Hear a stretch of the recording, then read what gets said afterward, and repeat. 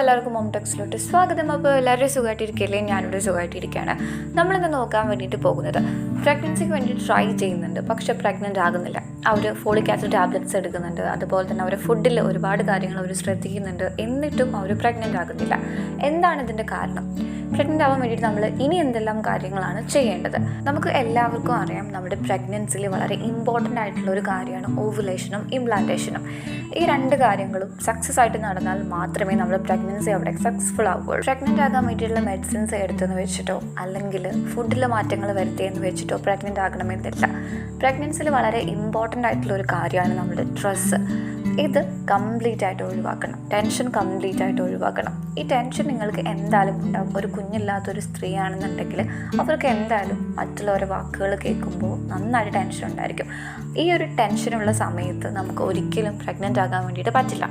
Tension കൂടിക്കഴിഞ്ഞാൽ നമ്മുടെ egg പുറത്തോട്ട് റിലീസ് ആവാനുള്ള ബുദ്ധിമുട്ടുണ്ടായിരിക്കും. ഇനി റിലീസ് ആയാൽ തന്നെ നമുക്കൊരു മെച്യൂർ ആയിട്ടുള്ള എഗ്ഗിനെ കിട്ടണമെന്നില്ല, അല്ലെങ്കിൽ നമ്മുടെ ഇംപ്ലാന്റേഷൻ അവിടെ സക്സസ് ആയിട്ട് നടക്കണമെന്നില്ല. ഈ ടെൻഷൻ വളരെ ഇമ്പോർട്ടൻ്റ് ആയിട്ടുള്ള കാര്യമാണ് പ്രഗ്നൻസിയിൽ.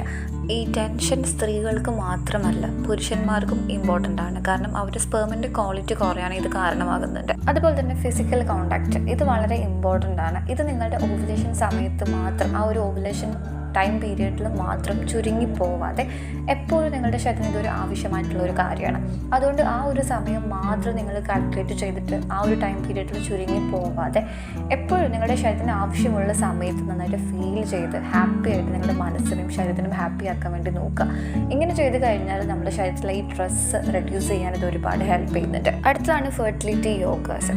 ഇതിൽ ഒരുപാട് പോസുകൾ വരുന്നുണ്ട്, പക്ഷെ നിങ്ങൾക്ക് എല്ലാം ചെയ്യണമെന്നൊന്നുമില്ല. ഒരു 2 പോസെങ്കിലും നിങ്ങളുടെ ഡെയിലി ലൈഫിൽ നിങ്ങൾ ഉൾപ്പെടുത്താൻ വേണ്ടി ശ്രദ്ധിക്കുക. ഇത് നിങ്ങളുടെ പീരിയഡ് സ്റ്റോപ്പായി കഴിഞ്ഞാൽ തന്നെ നിങ്ങൾക്ക് ചെയ്യാവുന്നതാണ്. ഇത് ചെയ്ത് കഴിഞ്ഞാലുള്ള ഗുണം എന്താണെന്ന് വെച്ചിട്ടുണ്ടെങ്കിൽ നമ്മുടെ പ്രത്യുൽപാദന ശേഷി ഒന്ന് വർദ്ധിപ്പിക്കാനും അതുപോലെ തന്നെ നമ്മുടെ റീപ്രൊഡക്റ്റീവ് സിസ്റ്റത്തിനെ ഒന്ന് ബൂസ്റ്റ് ചെയ്യാനും ഇത് ഒരുപാട് ഹെൽപ്പ് ചെയ്യുന്നുണ്ട്. ഫെർട്ടിലിറ്റി യോഗ ചെയ്യുന്നതിലൂടെ നമ്മുടെ സ്ട്രെസ് കുറയ്ക്കാനും സഹായിക്കുന്നുണ്ട്. അതുപോലെ തന്നെ ഡീപ്പ് ബ്രീത്തിങ് എക്സസൈസ് നമ്മുടെ നാഡീ വ്യവസ്ഥയെ ശാന്തമാക്കാനും സഹായിക്കുന്നുണ്ട്. ഇതിലൂടെ നമുക്ക് പ്രഗ്നൻസി സക്സസ് ആക്കാനാണ് ഹെൽപ്പ് ചെയ്യുന്നത്. അതുപോലെ തന്നെ നമ്മുടെ ഫെർട്ടിലിറ്റി ഭാഗത്തോട്ടുള്ള ബ്ലഡ് ഫ്ലോൻ്റെ അളവ് ഒന്ന് ഇംപ്രൂവ് ചെയ്യാനും ഇത് ഒരുപാട് ഹെൽപ്പ് ചെയ്യുന്നുണ്ട്. നമ്മുടെ ശരീരത്തിലെ ഹോർമോൺ ഉൽപ്പാദിപ്പിക്കുന്നതും നിയന്ത്രിക്കുന്നതും എൻഡോക്രൈൻ സിസ്റ്റമാണ്. ഈ സിസ്റ്റത്തിനെ ഉത്തേജിപ്പിക്കുന്നതിനും അതുപോലെ തന്നെ ഫെർട്ടിലിറ്റി പ്രോസസ്സിനെ പിന്തുണയ്ക്കുന്നതിനും പ്രഗ്നൻസിക്കുള്ള സാധ്യത മെച്ചപ്പെടുത്തുന്നതിനും ഇത് ഒരുപാട് ഹെൽപ്പ് ചെയ്യുന്നുണ്ട്.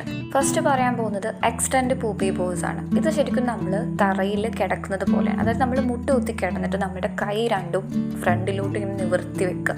എന്നിട്ട് നമ്മുടെ ഇടുപ്പിൻ്റെ ഭാഗം മാത്രം നമ്മൾ മുട്ടുകുത്തി കിടക്കുമ്പോൾ ബാക്ക് ഭാഗം പൊന്തിയിരിക്കുമല്ലോ, അതുപോലെ ചെയ്യുക. അതായത് ഈ പിക്കിൽ കാണുന്ന പോലെ നിങ്ങൾ ചെയ്താൽ മതി.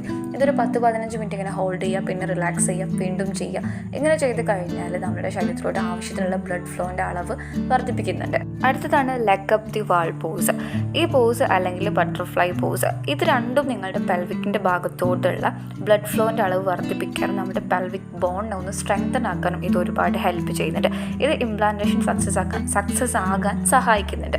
ഈ 2 പോസ് നിങ്ങൾ മാക്സിമം ചെയ്യാൻ വേണ്ടി ശ്രദ്ധിക്കുക. ഇത് രണ്ടിനും പിക്ചേഴ്സ് ഞാനിവിടെ കൊടുത്തേക്കാം കേട്ടോ. ഈ ലെഗ് അപ്പ് ദി വാൾ എന്ന് പറയുന്നത് നമ്മുടെ ബെഡിൽ കിടക്കുന്നത് പോലെ കിടക്കുക, എന്നിട്ട് നമ്മുടെ കാല് മാത്രം ചുമരിലോട്ട് ഇങ്ങനെ ചാരി പൊന്തിച്ച് വെക്കുക.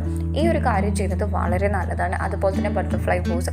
ഈ ബട്ടർഫ്ലൈ പോസ് എന്ന് പറഞ്ഞാൽ നമ്മൾ പ്രഗ്നൻസിയിൽ ലാസ്റ്റ് സെമിസ്റ്ററിൽ നമ്മൾ ചെയ്യാറുണ്ട്. നോർമൽ ഡെലിവറി നടക്കാൻ വേണ്ടിയിട്ട് നമ്മുടെ പെൽവിക് ബോണിനെ സ്ട്രെങ്തൻ ആക്കാനും നമ്മുടെ യൂട്രസ് ഓപ്പൺ ആവാൻ വേണ്ടിയിട്ടും ഇത് ഒരുപാട് ഹെൽപ്പ് ചെയ്യുന്നുണ്ട്.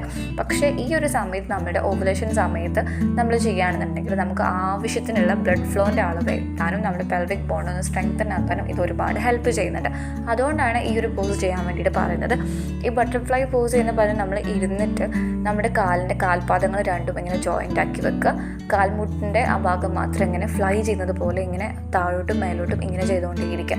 ഈ ഒരു കാര്യം നിങ്ങൾ ചെയ്യുന്നത് വളരെ നല്ലതാണ് കേട്ടോ. ഇതിൻ്റെ പിക്ചേഴ്സ് ഞാൻ എന്തായാലും ഇവിടെ കൊടുത്തേക്കാം, അപ്പോൾ നിങ്ങൾ ആ കാണുന്നത് പോലെ ചെയ്യുക. അടുത്തതാണ് ബ്രിഡ്ജ് പോസ്. ഇത് നമ്മൾ കറക്റ്റ് ബെഡിൽ കിടക്കുന്നത് പോലെ കിടന്നിട്ട് നമ്മുടെ കാൽപാദങ്ങൾ രണ്ടും തറയിൽ ഇങ്ങനെ അമർത്തി വെച്ചിട്ട് നമ്മുടെ ഇടുപ്പിൻ്റെ ഭാഗം മാത്രം ഒന്ന് മുകളിലോട്ട് പൊന്തിച്ച് വെക്കുക. ഈ ഒരു കാര്യം ചെയ്യുന്നത് വളരെ നല്ലതാണ്. ഇത് നിങ്ങൾ ഇൻട്രകോഴ്സ് ചെയ്യുന്ന സമയത്ത് നിങ്ങൾക്കിപ്പോൾ സ്പേം ഉള്ളിലോട്ട് പോയി കഴിഞ്ഞാൽ ആ ഒരു സമയത്ത് നിങ്ങൾ ഈ ഒരു പോസ് ചെയ്യുകയാണെന്നുണ്ടെങ്കിൽ മാക്സിമം സ്പേംസ് നമ്മുടെ യൂട്രസിൻ്റെ ഉള്ളിലോട്ട് പോകാൻ ഇത് ഒരുപാട് ഹെൽപ്പ് ചെയ്യുന്നുണ്ട്. എന്തായാലും കുറച്ച് ക്വാളിറ്റി ഇല്ലാത്ത സ്പേംസ് പുറത്തോട്ട് പോകും. അത് നിങ്ങൾ ആലോചിച്ച് ടെൻഷൻ ആവേണ്ട. ഇത്രയും ക്വാളിറ്റി ഇല്ലാത്ത സ്പേംസ് ഉണ്ടോ എന്ന് വിചാരിച്ച് നിങ്ങൾ ടെൻഷൻ ആവേണ്ട ആവശ്യമില്ല. എന്തായാലും കുറച്ച് പുറത്തോട്ട് പോകും. നല്ല ആക്റ്റീവ് ആയത് മാത്രമേ ഉള്ളിലോട്ട് പോവുള്ളൂ. അപ്പോൾ ഈ ഒരു സമയത്ത് നമ്മുടെ സ്പേം ഉള്ളിലോട്ട് പോയി എന്നുള്ള ആ ഒരു സമയത്ത് നിങ്ങൾ മാക്സിമം ഈ ഒരു പോസിൽ കിടക്കാൻ വേണ്ടി ശ്രദ്ധിക്കുക. അങ്ങനെ ചെയ്ത് കഴിഞ്ഞാൽ മാക്സിമം സ്പേംസ് ഉള്ളിലോട്ട് പോകും. ഇതൊരു കറക്റ്റായിട്ടുള്ളൊരു പോസാണ്. നിങ്ങൾ എന്തായാലും മറക്കാൻ ചെയ്യണം കേട്ടോ. അടുത്ത് നമ്മൾ സ്കോട്ട് ഇരിക്കില്ലേ, നമ്മൾ ഇന്ത്യൻ ക്ലോസറ്റിൽ ഇരിക്കില്ലേ, അതുപോലെ ഇരിക്കുക. എന്നിട്ട് കുറച്ച് നേരം ഹോൾഡ് ചെയ്യുക, വീണ്ടും എണീക്കുക, വീണ്ടും ഇരിക്കുക. ഇങ്ങനെ ചെയ്യുന്നതും വളരെ നല്ലതാണ് കേട്ടോ. അടുത്തത് ക്യാറ്റ് ആൻഡ് കൗ പോസാണ്. ഈ പിക്ചറിൽ കാണുന്നത് പോലെ തന്നെ ഒന്ന് കുറച്ച് നേരം മുകളിലോട്ട് ഹോൾഡ് ചെയ്യുക, പിന്നെ അത് റിലാക്സ് ചെയ്തിട്ട് താഴോട്ട് ഹോൾഡ് ചെയ്യുക, വീണ്ടും മുകളിലോട്ട് ചെയ്യുക, താഴോട്ട് ചെയ്യുക. ഇങ്ങനെ കുറച്ച് നേരം ഒരു 5 മിനിറ്റ് 10 മിനിറ്റ് അങ്ങനെ ഹോൾഡ് ചെയ്ത് ചെയ്യുക. ഇതും വളരെ നല്ലതാണ്. അടുത്തത് കോബ്ര പോസാണ്. ഈ പിക്ചറിൽ കാണുന്നത് പോലെ കിടന്നിട്ട് നമ്മുടെ കൈ രണ്ടും തറയിൽ അമർത്തി വെച്ചിട്ട് നമ്മുടെ തലേൻ്റെ ഭാഗം മാത്രം മുകളിലോട്ട് നോക്കുന്നത് പോലെ ഇങ്ങനെ കുറച്ച് നേരം ഹോൾഡ് ചെയ്ത് പിടിക്കുക, വീണ്ടും റിലാക്സ് ചെയ്യുക, പിന്നെയും ചെയ്യുക. ഇങ്ങനെ ചെയ്തതും വളരെ നല്ലതാണ്. നമ്മുടെ ബ്ലഡ് ഫ്ലോ കൂട്ടാൻ, നമ്മുടെ സ്ട്രെസ് റിഡ്യൂസ് ചെയ്യാനും ഇത് ഒരുപാട് ഹെൽപ്പ് ചെയ്യുന്നുണ്ട്. അടുത്തത് ഹാൻഡ് അണ്ടർ ഫുട്ട് എന്ന് പറയുന്ന ഒരു പോസാണ്. ഇത് നമ്മൾ നിന്നിട്ട് നമ്മുടെ കൈപ്പാദം നമ്മുടെ കാൽപാദത്തിൻ്റെ അടിയിലോട്ട് വെക്കുക. ഈ ഒരു പോസാണ് ഈ പിക്ചറിൽ കാണുന്നത് പോലെ. ഇങ്ങനെ ചെയ്യുന്നതും വളരെ നല്ലതാണ്. കാരണം നമ്മുടെ വയറ് മടങ്ങുമ്പോൾ കറക്റ്റായിട്ട് നമ്മുടെ ഫെർട്ടിലിറ്റി ഭാഗത്തോട്ട് ബ്ലഡ് ഫ്ലോ എത്തുന്നുണ്ട്. അടുത്തത് റിക്ലൈനിങ് ബൗണ്ട് ആംഗിൾ പോസാണ്. ഇത് നമ്മൾ ബെഡിൽ കിടക്കുന്നത് പോലെ തന്നെ റിലാക്സ് ആയിട്ട് കിടക്കുക. നമ്മുടെ കൈ രണ്ടും നമ്മുടെ വയറിൻ്റെ മേലെ വെക്കുക. നമ്മുടെ കാല് രണ്ടും നമ്മുടെ കാൽപാദങ്ങൾ രണ്ടും ടച്ച് ചെയ്യുന്നത് പോലെ വെക്കുക. കുറച്ച് നേരം അങ്ങനെ ഹോൾഡ് ചെയ്യുക, വീണ്ടും കാല് നേരെ വെക്കുക, വീണ്ടും ഹോൾഡ് ചെയ്യുക, വീണ്ടും അങ്ങനെ വെക്കുക. ഈ ഒരു പോസ് നിങ്ങളൊരു 10 പ്രാവശ്യമെങ്കിലും ഡെയിലി ചെയ്യാൻ വേണ്ടി ശ്രദ്ധിക്കുക കേട്ടോ.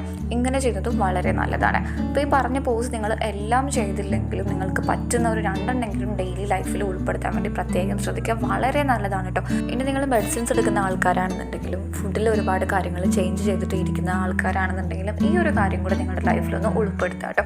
വളരെ നല്ലതാണ്. നിങ്ങൾക്ക് ഡെയിലി ഒരു 2 പോസെങ്കിലും ചെയ്യാൻ വേണ്ടി പ്രത്യേകം ശ്രദ്ധിക്കുക കേട്ടോ. നിങ്ങൾക്കിപ്പോൾ IVF ചെയ്തിട്ടുള്ള ആൾക്കാരാണെന്നുണ്ടെങ്കിൽ അവർക്കും ഇത് ചെയ്യാം, ഒരു കുഴപ്പമില്ല. ഫെർട്ടിലിറ്റി യോഗ വളരെ നല്ലതാണ് ഒരു പോസിറ്റീവായിട്ടുള്ള റിസൾട്ട് കിട്ടാൻ വേണ്ടിയിട്ട്.